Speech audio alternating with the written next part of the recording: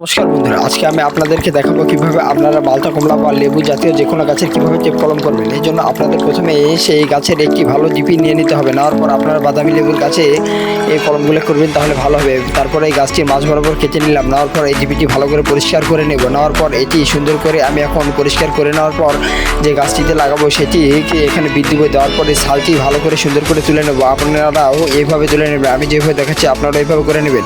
তারপরে যে জিপিটি লাগাবো সেটি সুন্দর করে এইভাবে কেটে নেবো, এক চানা স্বচ্ছভাবে পরিষ্কার করে কেটে নেবো। নেওয়ার পর এটি সুন্দর করে এখানে ভিড়িয়ে দিব। দেওয়ার পর আপনারা নিয়ে নেবেন ড্রিল পলিসিন দিয়ে টানলে লম্বা হয়। এটি দেওয়ার পর এটি ধরে বেঁধে দিলে খুব সুন্দরভাবে বাঁধা হয়ে যাবে। তারপরে আপনারা কি গিরা দিয়ে নেবেন। তারপরে একটি সাধারণ পলিসিন নেবেন। নেওয়ার পর এর উপরে সেফটি বা প্রোটেকশন হিসাবে ওটি এর উপরে দিয়ে দিতে হবে, দিয়ে বেঁধে দিতে হবে। তাহলে দেখবেন 12 থেকে 25 দিনের মধ্যে এখান থেকে জিবি বের হয়ে গিয়েছে এবং বুঝুন আপনার কলমটি সাকসেস হয়েছে। ভিডিওটি ভালো লাগলে অবশ্যই সাবস্ক্রাইব করুন। ধন্যবাদ সকলকে। Thanks for watching this is video.